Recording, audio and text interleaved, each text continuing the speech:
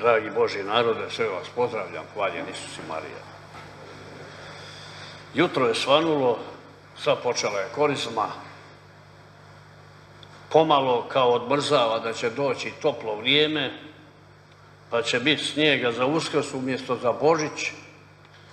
Tako je to danas neizvjesno, nejasno i nesigurno, ali svakako znamo, Bog nas na nešto poziva. Nudi nam crkva ovo vrijeme 40 dana, nije to previše, ali zapravo iskreno govoreći, naša korizma počima čim se rodi. Čim dijete ugleda svijet, počne plakati. Zima mu, mama ga previja, grčevi, padne, nesigurno, mora imati nečije ruke. Dakle, vidite, dijete mora imati nečije ruke kad se rodi, a to je korizma. Ja sjećam kad sam ja ležao, pa nekako od tada gledam bolesnike sve sa posebnom radošću, ljubavlju. Ovo što sam mogu dobaviti rukama, to je bio moj prostor, ništa više. I ako nešto trebam, to je neko mora dobaviti. To je bila moja korizma. Vi imate sigurno netko svoju korizmu, svako na svoj način, zato mi sada započinjemo, kažu korizmu, post i dobra djela. Papa Benedikt kaže, sve metode obraćanja su iscrpljene, ostao je samo križ i mučeništvo. Ste čuli? Nema više metoda, nema više laganja, nema više varanja, ne, samo križ i ovo što je ostalo. Mučeništvo, znači crkva se priprema za mučeništvo. A onda možemo slobodno reći da smo mi danas uplovili u korizmu. Znate, brod da bi uplovio na more mora se odvezati od onog doka. Ono uže mora otpustiti i krenuti na pučinu. A pučina je uvijek neizvjesna. Ne znate šta puše vjetar, da li je brod težak, da li će prošupljen biti. To je neizvjesno. Dakle, čovjek je na pučini svog života u neizvjesnosti. Ne znate neku hrid, kao Titanik recimo. Udario neku stijenu, raspao se, ali nije vjerovao u Boga. Živio je, išao je, plutao je bez Boga. Dakle, mi ulazimo u neizvjesnost života, u nesigurnost. Kad smo bili davno, je to bilo možda i 20 godina, na samim početcima u Šibeniku za skup Hrvatske katoličke mladeži, pa je bila misa onako na nekom splavu na moru, biskup je tamo, a mi smo ovako na obali. Pa je on kazao, pametan biskup, dobar, duhovan, vi iz Slavonije ne znate što je to pučina. Ne znate što je to kad ostaneš sam, kad isploviš, nema žene, djece, nema suknje, nema dućana, nema ništa, samo Bog. To je ta korizma, dragi prijatelji. Moja i tvoja korizma su neizvjesnost. Moja i tvoja korizma su pučina života na kojoj nas šiba, šta god ko hoće. Laže na nas, vara, potvara nas, kleveće. I sve to trebaš podnijeti, sve to trebaš iznijeti da ostaneš čitav, da ostaneš na nogama. To je ta pučina, razumijete li vi? Nema više od nikud pomoći, sam si. A imaš nekoga, Bog, i kaže Bog, sad sam ja s tobom. Sad kad te svi napuste, sad kad nemaš više sigurnosti, kad si nesiguran, Bog je sa mnom. Mama, kad ti je teško, kad svi dignu ruke, Bog je s tobom. Djevojko, kad svi viču na tebe, kad odeš u kafić, kako si došla tako fino, složeno, obdjevena, fino, ljubičasto ili lijepo odjeću, zatvorila si ovdje vrat da ne viri ništa. Pa će reći, kakva si ti? Ti reci, ja sam na pučini. Na pučini ovog svijeta koji hoće da sruši sve što je vrijedno. A Bog me voli. Tad reci, Bog te voli. Tad je on s tobom. I ja danas, Bože, zazivam i tebe i sve one koji mogu da nam pomognu, da se obnovimo. Ja vidim tu kroz selo, kroz grad, vidim kuće se obnavljaju, mijenjaju se prozori, vrata, mijenjaju se garderobe, sad će se mijenjati nove garderobe, mijenjaju se u crkvi klupe. Ja se pitam kad ćemo se mi promijeniti? Kad ću ja promijeniti te trule daske duhovne u meni? Kad ću ja reći, Marko, pa vi što izvadi, ne valja? Ne, ja hoću da to držim, da vi mislite da sam ja dobar. Neće tako biti. Hoću da vidite da nisam dobar. Hoću da vidite da nešto na meni ne valja. Neću to tajiti. Zašto da vi ne znam? Vi ćete mi pomoći. Ja ću vama da te trule daske izvadimo. Da to što je trulo odstranimo, operiramo.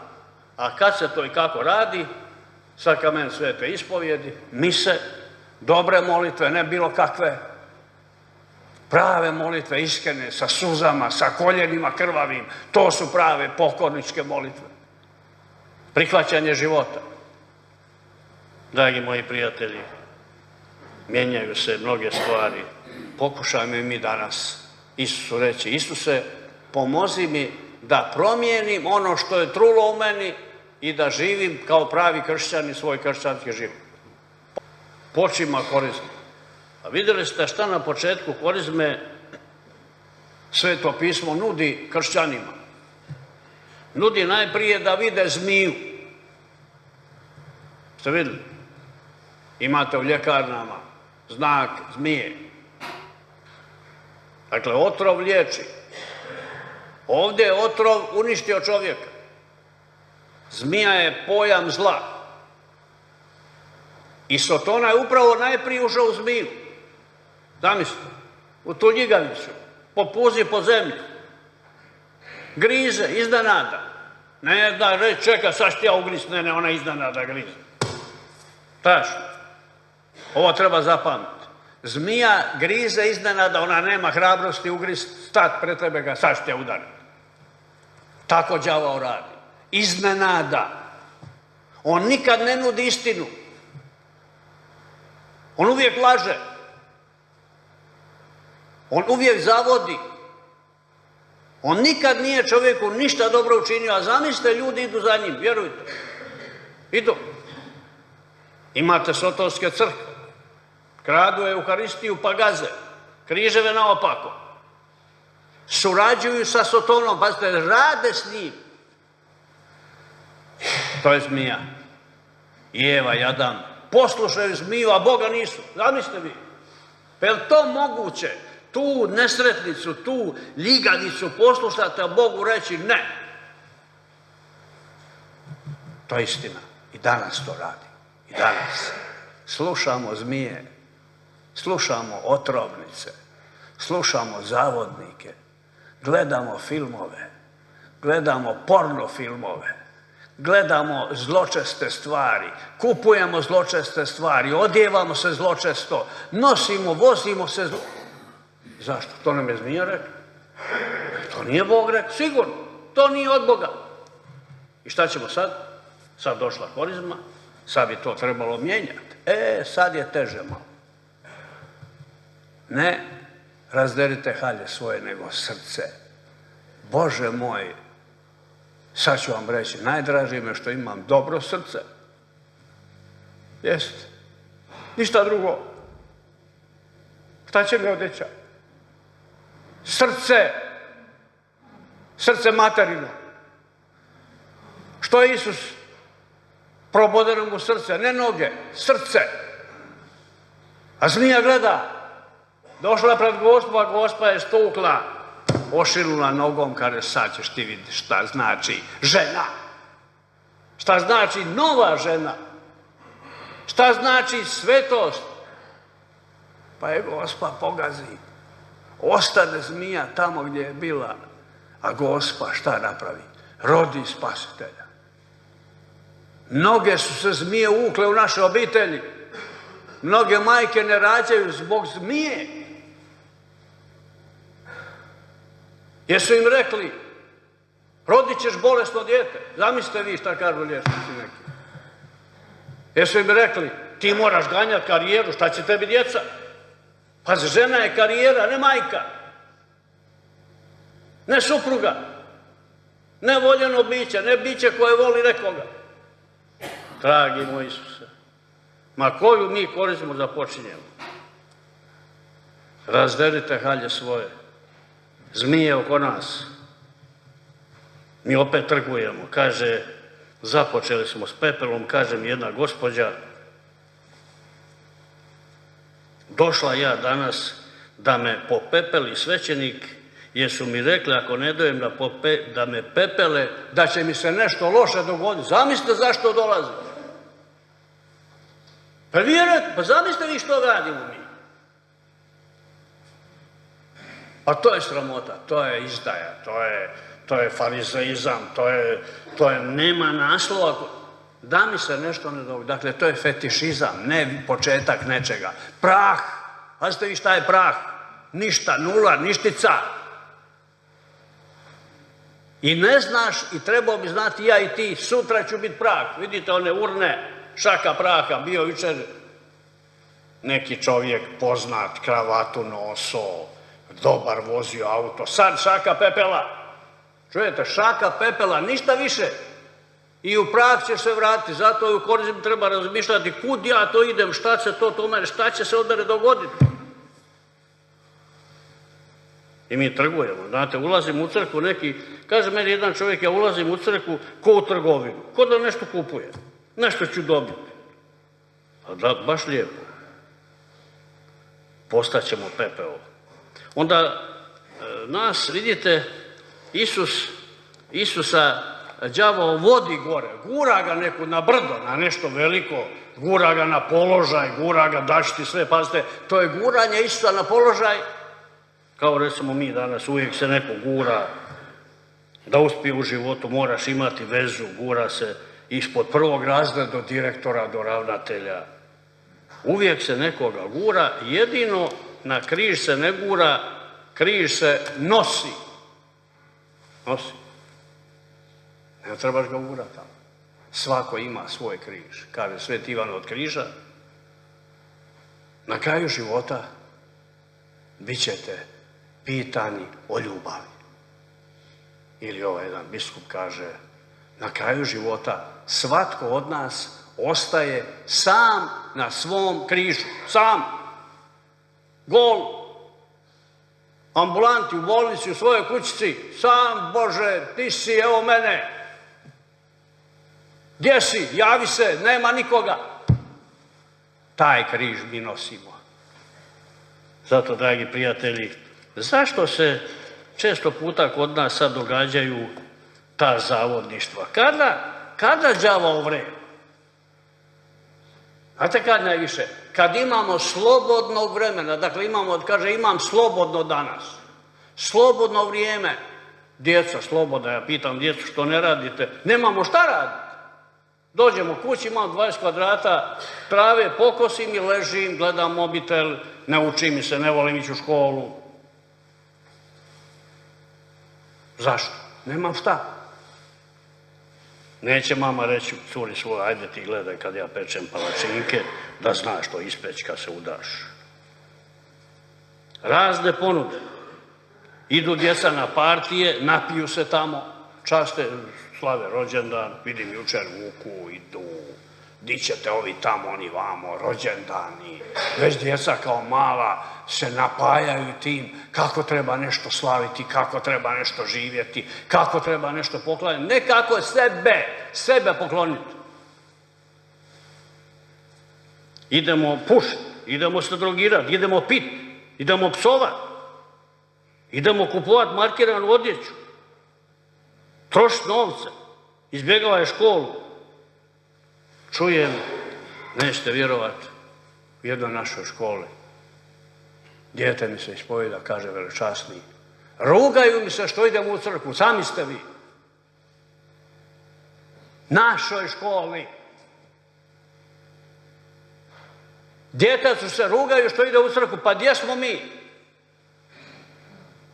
Pa šta trebamo raditi? Pa ja ne znam, ja sam spao sa stolicom. Šta biste vi učinili? Vidite gdje mi živimo. Mi smo, to je fino, mekano, sve fino, uredno, ne, ima baka vaš, naš i vas koji ovdje, ali ovo je sve tanko. Ko proizvodi slobodno vrijeme? Umjetna inteligencija, roboti. Neće se više raditi ništa. Onda kladionice ideš da probaš. Kaže, ba nemoj, malo ti probaj, nije to. Pa jednom, pa drugi put, pa ode 5.000 eura, ode 20, ode obitelj, prodaš sve, odeš u zatvor. Pa probaj malo droge, puš tu u parku, šta ima veze, raspoloži se malo. Na đavo to kaže, onom dečku, daj i njemu kad si ti zaveden, daj i njemu. Đavo nudi, zmija. A šta kaže Sveta Terezija Avilska za ovo slobodno vrijeme? Citiram. Ivan od Križa s njom razgovara u jednom samostalnom lokalu u Španjolskoj i upitao je nju zašto ona dok razgovara nosi vreteno i vun. Kaže ona, zato da uvijek mislim na ono što radim, a ne na sebe, jer onda đavao dođe i nudi nešto svoje kad sam besposlena. Besposlen, nema bez posla, oni rade od 5:30 ustaju do 5:30, sve ispunjeno, bez posla ne smije biti niko, pogotovo mladi ljudi. Tad dolaze ove zla, ta zmija dolazi, kaže, sikće, viče, uzmi ovo šta ti ne radiš ništa, moraš nešto raditi, ovdje baš zabavno. A šta još nude? Jedan mi je moj prijatelj, subrat svećenik, neki dan zvao pa priča. Prodavali su neke tombule za neki skup, sastanak djece sa posebnim potrebama. Kaže, ja kupim 3. I na jednoj tombuli je dobio da dovede čuku na pedikuru i manikuru. I češljanje i kupanje. Kaže, ne znam šta ću s njom, nemam čuke. Se vidjeli? Djeci sa posebnim potrebama. Jer to nije zmija? Jer to nije zmija? Majke koje trpe, koje toliko se brinu za tu djecu. Bože moj, majke te grlim i ljubim, šta one sve trpe. Tombo. Zmija. Za takvu dobru nakanu namjeru dala si ovo. A onda neko mi je pričao također da je došao neki čovjek sa psom među djecu. I kaže on, ja moram odavde otići da moj pas ne dobije dječju bolest. Se vidi? Jer to nije zmija? Hoćemo se zamisliti na tim? Hoće nas dirnuti ovo? Hoće nas staviti u neki položaj kršćana? Bože, pa gdje mi živimo? To je to. To su činjenice. Zato, dragi moj Isuse, mi smo slabi, mi tu ne možemo ništa. Pomozi nam da iziđemo iz ovoga. Da postanemo ljudi vjere. Da postanemo ljudi čvrsti za trpljenje. Jer konačno vidjeli ste kako je završilo kad je Mojsije silazio s brda, otišao moliti gore, čovjek se zadržao, kaže, dugo, oni su mislili da je on zaboravio na njih i sebi naprave zlatno tele.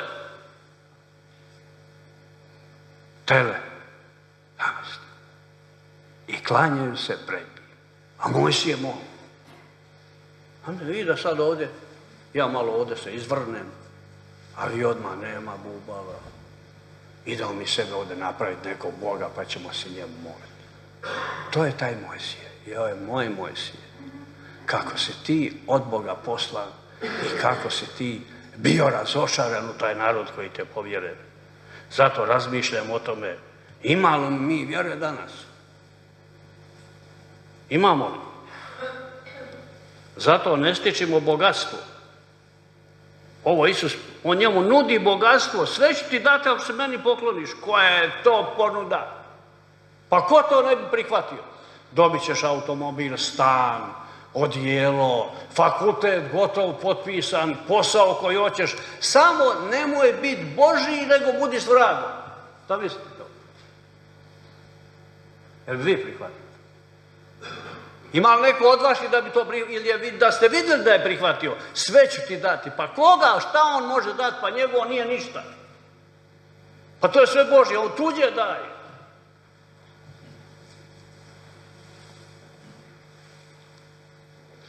Dragi prijatelji, često puta vidimo i naš dragi papa Leon priča, kaže da je proglašen poslom godine svaka čast Bog, sabranosti, umjerenosti i sposobnosti u italijanskim jednim novinama.